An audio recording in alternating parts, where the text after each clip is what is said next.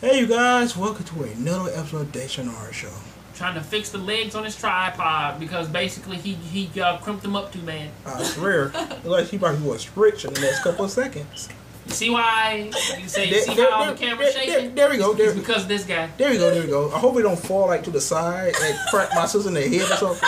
You know that would be impossible. We might bounce off the bed, do a flip and hit on the head.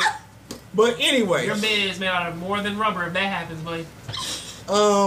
Naruto versus Ichigo, the death battle.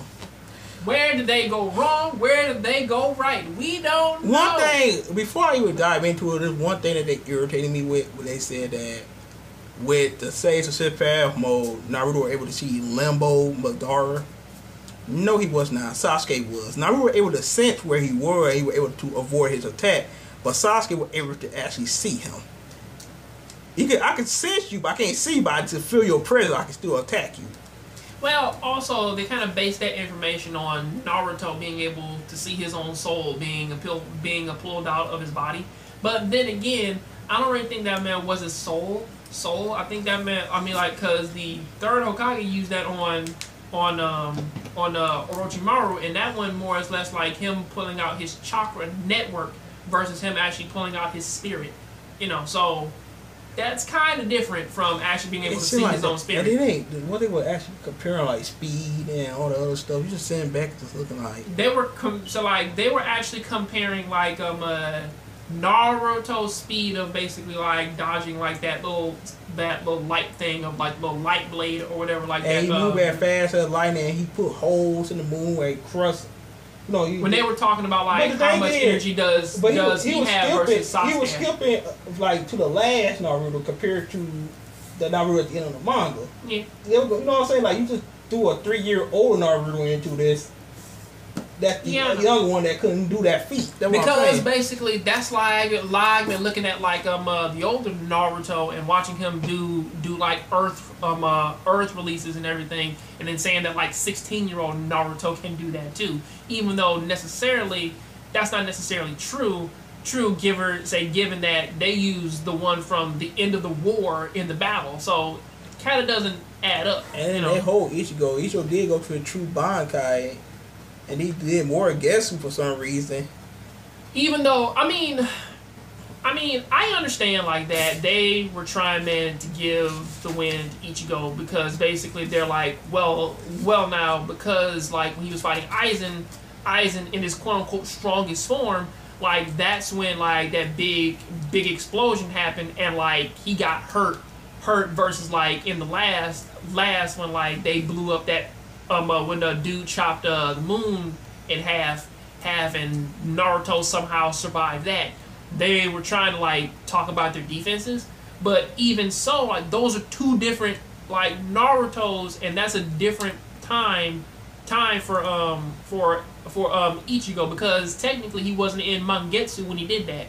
It was just his base form, like with no hollow powers, no nothing. He just had like his sword mastered at that point. So again, those are two different things, So it's very difficult to kind of take those stats and kind of compare those together, especially since that like a lot of people, which they're like the most controversial thing that Naruto ever did before the war, which that you could probably compare to like his strength, was that him single-handedly took the place of how many ninjas, man, did it take, man, to like fueled that little moon busting cannon, like wasn't like 10 ninjas or something like that, and he did it by himself, like at the same time, and people kind of get this misconstrued that Naruto's a moon buster, and I'm like, no, like that's just based off that cannon, So again, like that's his biggest feat in terms of strength, that which that you can map. That made no sense anyway. How are they even breathing out there?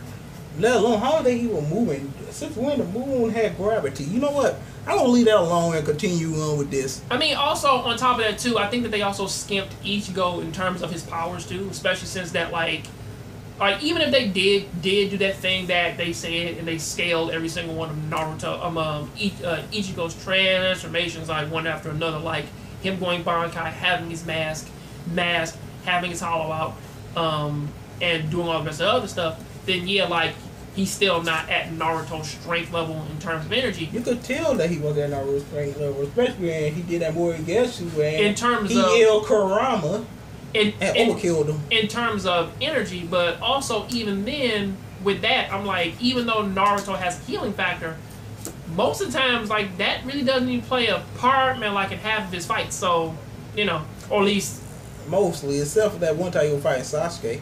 I mean, like, it played a part there because, you know, like, that was back in the day. Which that after that, his healing factor really wasn't even, like, a thing anymore. Like, I think they forgot about that. My whole thing is, Ichigo pick up a stick, got hit with 2 Rasengan sword and a damn Biju bomb. You know, he got hit with a video game move. Yeah, I know. I mean, the fight was cool. The only thing, man, I kind of have a problem with is basically, I thought that Mugetsu, like, just ended the person. Like, that was basically it's not a how much energy you have thing, it's just, I just win move.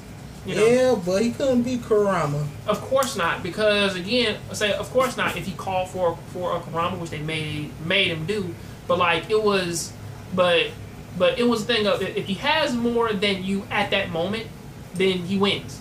Which it should have been like, well, yeah, he's using Mugetsu, he just wins because technically he's not using Kurama's power at that point. He was just there until like he called for Kurama, and he got an overcharge of energy to do that bad old use him in like via super attack at the end. Because remember, he did that at the end. It's not like, well, now I just have Biju thing and I win. He wasn't saying so Path mode. No, he wasn't. He was in Biju mode actually. Yeah.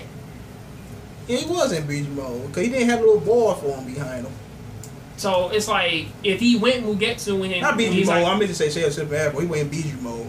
So if he went Mugetsu and they had that mode on, he probably should have won. But the more popular character won. Of course. But anyway, we're gonna move on though. I don't really find it a problem, but I do find it though is that like technically, Naruto is not an easy character to build stats for because like realistically most of his fights he was trained better than Ichigo.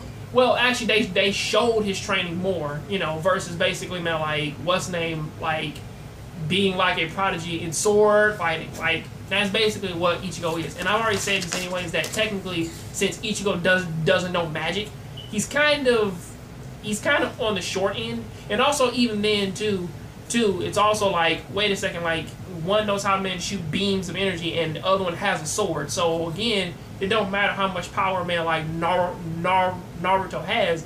If he stabs him in the stomach and eviscerates him, that's it. Yeah, but you can't do that when you find a whole lot of clones. Speaking of clones, you saw like Senshi Jutsu. Oh, I know. You like seriously just slash them. I'm like seriously slash. I'm like, I guess you don't like coochie apparently. Of course he does. Or a man that just turned into a girl. That's probably what that was. Of course.